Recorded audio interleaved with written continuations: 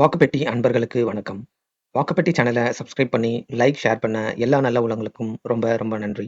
சரி, இன்னைக்கு நம்ம என்ன பார்க்க போறோம்னா, தமிழ்நாட்டுல ஒட்டுமொத்த மக்களும் ஆவலோடு எதிர்பார்க்கிற 2 தொகுதியில ஒண்ணு டிவிகே தலைவர் விஜய் நிக்கிற பெரம்பூர், இன்னொன்னு நாம் தமிழர் சீமான் நிக்கிற காரைக்குடி. பெரம்பூர் திருச்சி கிழக்கு கள நிலவரம் பத்தி ஏற்கனவே வீடியோ போட்டிருக்கேன். பார்க்காதவங்க அதை பார்த்துடுங்க. டிஸ்கிரிப்ஷன்லையும் டேக்லையும் லிங்க் கொடுத்திருக்கேன். இப்போ காரைக்குடி சட்டமன்ற தொகுதியுடைய கள நிலவரம் என்ன, யாரு வெற்றி பெற போறான்னு பார்க்கலாம். காரைக்குடி சிவகங்கை மாவட்டத்தோட மிக முக்கியமான பெரிய தொகுதியா இருக்கு. காரைக்குடின்னு சொன்னாலே நமக்கு முதல்ல ஞாபகம் வர்றது காரைக்குடியுடைய காரசாரமான செட்டிநாடு உணவு, பாரம்பரிய வீடு, நகரத்தார் சமூகம் தான். இவங்க தான் காரைக்குடியுடைய பொருளாதார முதுகெலும்பு. வணிகர்களான இவங்க அதிகமா இருக்கிற தொகுதி இது. காரைக்குடிய ஒரு கல்வி நகரமா மாத்தின அழகப்ப செட்டியார்ல இருந்து இன்னைக்கு இருக்கிற வணிகர்கள் வரை இவர்களோட வாக்குகள் தான் இங்க வெற்றியை தீர்மானிக்குது. அதே மாதிரி முக்குளத்தோர் சமூகம்னு சொல்ற கள்ளர், மறவர், அகமுடையாரும் இங்க அரசியல்ல தீர்மானிக்கிற சக்தியா இருக்காங்க. இப்ப சிட்டிங் எம்எல்ஏவா இருக்கிற காங்கிரஸ் கட்சியை சேர்ந்த எஸ் மாங்குடி சிவகங்கை மாவட்டத்துல வெற்றி பெற்று எம்பியா இருக்கிற ப சிதம்பரம் இவங்க தான் இங்க முக்கியமான அரசியல் தலைவர்களா இருக்காங்க. காங்கிரஸ்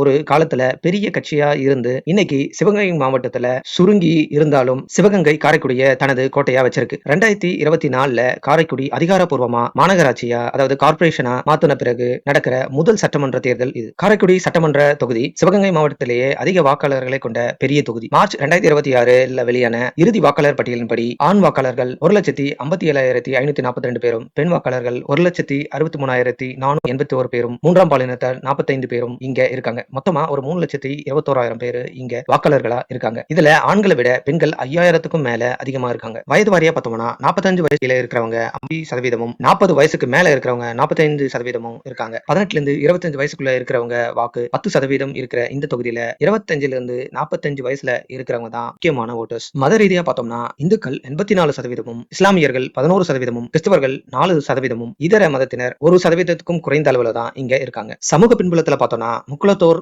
தேவர் சமூகத்தவர்கள் 22ல இருந்து 24%, பட்டியலினத்தவர்கள் 18ல இருந்து 20%, நகரத்தார் சமூகம்னு சொல்லப்படுற செட்டியார் சமூகம் 12ல இருந்து 14%, யாதவர்கள் குறைஞ்சது 10%, வல்லம்பர், பிள்ளைமார், முதலியார் ஆகியவங்க 10ல இருந்து 12%, இதர சமூகத்தினரா இருக்கிற இஸ்லாமியர்கள், கிறிஸ்தவர்கள், விஸ்வகர்மா ஆகியவர்கள் 20% இந்த தொகுதியில இருக்காங்க. இந்த தொகுதி ஒரு குறிப்பிட்ட சமூகத்துக்கு குவியாம பல தரப்பட்ட சமூகம் வாழ்கிற ஒரு பன்முக சமூகமா இங்க காரைக்குடி இருக்கு. இதுவரை காரைக்குடி தேர்தல் வரலாறு என்னன்னு பாத்திரலாம். 2011ல அதிமுகவுடைய சோழன் சி.டி. பழனிசாமி அவர்கள் 86,104 வாக்குகளை பெற்று 51% இங்க வெற்றி பெற்றாரு. இவருக்கும் காங்கிரஸ் கட்சியில போட்டியிட்ட கே.ஆர். ராமசாமிக்கும் 10% ஓட்டு வித்தியாசம் இருந்துச்சு. 2016ல நடைபெற்ற சட்டமன்ற தேர்தல்ல கே.ஆர். ராமசாமி காங்கிரஸ் உடைய வேட்பாளரா நின்னாரு. அவரு 93,419 வாக்குகளை பெற்று 47%தோட இங்க வெற்றி வாய்ப்பை பெற்றாரு. அதிமுகவை பின்னுக்கு தள்ளினாரு. அதுக்கு முக்கியமான காரணம் அதிமுகவும் பிஜேபியும் இங்க தனித்தனியா போட்டி போட்டதுதான். அதே போல 2021 சட்டமன்ற தேர்தல்ல திரும்பவும் காங்கிரஸ் இங்க போட்டிட்டு அதுல எஸ் மாங்குடி அவர்கள் 75,954 வாக்குகள்ல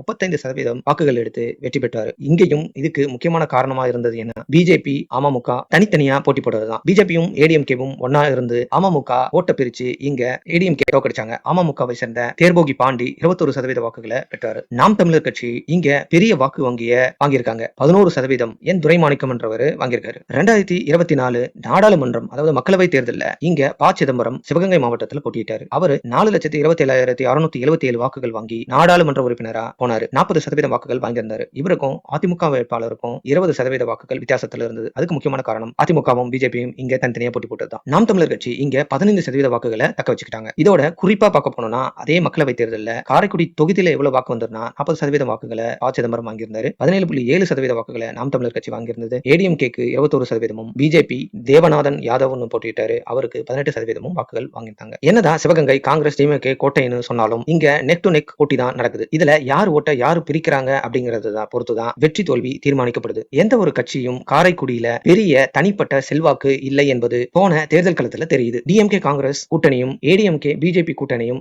சமமா இருக்கு இங்க. சரி, இப்போ காரைக்குடியில வேட்பாளர்கள் யாருன்னா காங்கிரஸ் கட்சியில எஸ் மாங்குடி தற்போதைய சட்டமன்ற உறுப்பினரா இருக்கிற இவர். இந்த தொகுதியில மக்கள் மத்தியில நல்ல செல்வாக்கு இருக்கு. திமுக காங்கிரஸ் கூட்டணியில வலுவான வாக்கு வங்கி நகர நகரத்தார் தேவர் சமூக ஆதரவு, அது மட்டும் இல்லாம சிறுபான்மையினருடைய ஆதரவு, கிறிஸ்துவர் இஸ்லாமியர்கள் ஆதரவும் இவங்களுக்கு இருக்கு. 8000 கூப்பன் மகளிர் உதவி தொகை இவங்களுக்கு கை கொடுக்கும். அமமுகல தேர்போகி பாண்டி நிக்கிறாரு. இதுவரைக்கும் காங்கிரஸ் வெர்சஸ் பிஜேபி இருந்த இந்த தொகுதி இந்த முறை டிடிவி தினகரன் கூட்டணியால அமமுக கொடுத்திருக்காங்க. அதிமுக, பாஜக மற்றும் அமமுக ஆகிய 3 கட்சிகள் ஒருங்கிணைந்த ஆதரவுடையும் பாரம்பரிய முக்குலத்தோர் சமூக வாக்குகள் இவங்களுக்கு பெரிய பலமா இருக்கு. 2021 அமமுக சார்பில் நின்ன தேர்போகி பாண்டி 44,000 வாக்குகளை வாங்கியிருந்தார். அடுத்து டாக்டர் டி கே பிரபு டிவிகேல இருந்து களம் கண்டாரு. இவர் ஒரு பல் மருத்துவர். இங்க டென்டல் கிளினிக் வச்சிருக்காரு. சோசியல் மீடியா ரீல்ஸ் பிரபலமா இருக்கிற இவர் காரைக்குடி மக்களுக்கு உதவி பண்ணி அதை ரீல்ஸ் போட்டு ட்ரெண்ட் ஆனவர். இவரோட அப்பா ஏடிஎம்கே, டிஎம்கே, அமமுகன்னு பல கட்சிகளில் இருந்தவர். காரைக்குடியோட முன்னாள் நகர தலைவராக இருந்த இவர் அதிமுக, திமுகன்னு எல்லா கட்சிகளிடமும் தொடர்புல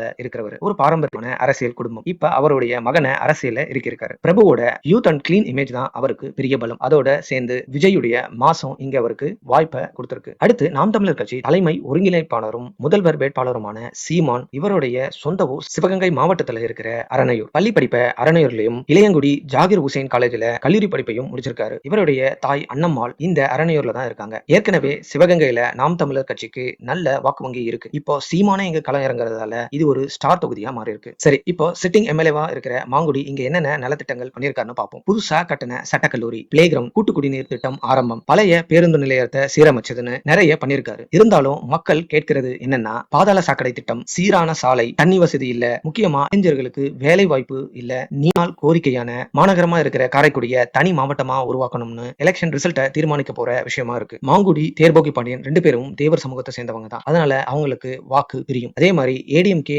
பிஜேபி, அமமுக சேர்ந்தா 50% ஓட்டு அசால்ட்டா வந்துரும் அப்படிங்கிற அரித்மெட்டிக் கால்குலேஷன்லாம் இங்க வேலைக்காகாது. ஏன்னா இந்த வாட்டி இந்த தொகுதி ஏடிஎம்கே சுந்தரலிங்கம், பிஜேபி பாண்டித்துறைக்கு கிடைக்கணும்னு எதிர்பார்க்கப்பட்ட நிலையில இது அமமுகக்கு போயிருக்கு. அதனால அவங்க அதிருப்தியில இருக்காங்க. பிஜேபியில அண்ணாமலை ஓரம் கட்டினது அண்ணாமலை ஆதரவாளர்கள் மத்தியில ஒரு பெரிய அதிருப்தியை ஏற்படுத்திருக்கு. இவர்களுடைய ஓட்டு சீமானுக்கு இல்ல பிரபுக்கு போகும். இது பத்தாதுன்னு சின்னம்மா சசிகலாவோட என்ட்ரி வேற. துரோகிய தோக்கடிக்க போறோம்னு அவங்க கட்சியோட சார்பில் காளிமுத்து அப்படின்றவரும் நிக்கிறாரு. இவரு தேவர் சமூக வாக்குகளை பெருவாரியா பிரிப்பாருன்னு எதிர்பார்க்கப்படுது. இந்த தேர்தலை பொறுத்த வரைக்கும் காரைக்குடியில ஸ்பாய்லரா இருக்க போறது டிவிகே பிரபு தான். இவரு எல்லார் ஓட்டையும் பிரிக்கிறாரு. ஏடிஎம்கே உடைய வாக்காளர்களா இருந்த விஜய் ஃபேன்ஸ் உடைய யங்ஸ்டர் கிறிஸ்டியன் முஸ்லீம் ஓட்டு, டிஎம்கே ஏடிஎம்கே உடைய பாரம்பரிய தேவர் நகரத்து செட்டியார் ஓட்டுன்னு எல்லாத்தையும் பிரிக்கிறாரு. சமீபத்துல காரைக்குடிக்கு வந்த தாவேக தலைவர் விஜய பார்க்க நிறைய கூட்டம் வந்துச்சு. நேரம் முடிஞ்சதால பேச முடியாம பாதியில திரும்பி போனது. சுயேட்சைகளை விலைக்கு வாங்க முயற்சிக்காருன்னு டிவிகே பிரபு மேல ஆடியோ லீக் ஆகி பரபரப்பானது இவருக்கு பெரிய நெகட்டிவா இருக்கு. இந்த விஷயங்கள் தான் சீமானுக்கு சாதகமா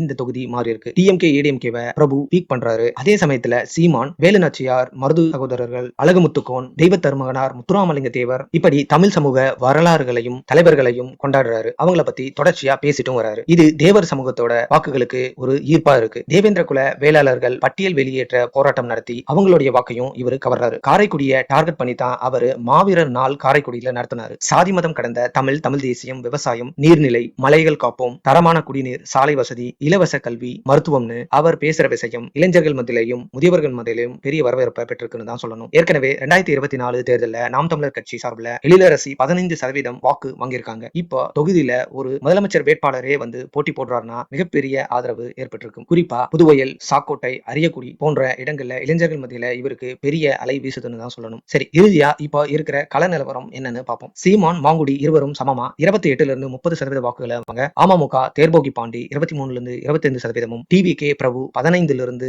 20% வாக்குகளும், சசிகலா வேட்பாளர் 1 இருந்து 3% வாக்குகளும் வாங்குறாங்க. இங்க காங்கிரஸ் வெர்சஸ் நாம் தமிழர் கட்சி தான் களமா இருக்கு. இங்க சீமானுக்கும் மாங்குடிக்கும் தான் போட்டியே. வெறும் 1 இருந்து 3%, அதாவது 5000 ஓட்டுகளுக்கு கூட வெற்றி வாய்ப்பை மாத்தக்கூடிய தொகுதியா காரைக்குடி தொகுதி மாறி இருக்கு. இன்னும் தேர்தலுக்கு 4 நாட்களே இருக்கிற நிலையில சீமான் நேரடியா இங்க கடைசி 1-2 நாட்கள்ல தீவிர பிரச்சாரத்துல இறங்கினா அதிகமான வாக்கு வித்தியாசத்துல அவரு வெற்றி பெறுவாருன்றதுதான் கள நிலவரமா இருக்கு. நீங்க என்ன நினைக்கிறீங்க? மண்ணின் மைந்தனான சீமானுக்கு காரைக்குடி கை கொடுக்குமா? காரைக்குடியில வென்று நாம் தமிழர் சீமான் குரல் சட்டமன்றத்துல ஒலிக்குமா? டிவிகே பிரபு யாருடைய ஓட்டை பிரிக்க போறாரு? கமெண்ட்ஸ்ல சொல்லுங்க. வாக்குப்பட்டி சேனலை சப்ஸ்கிரைப் பண்ணுங்க. இந்த வீடியோவை லைக் பண்ணுங்க, ஷேர் பண்ணுங்க. இன்னொரு முக்கியமான வீடியோல சந்திக்கிறேன். நன்றி, வணக்கம்.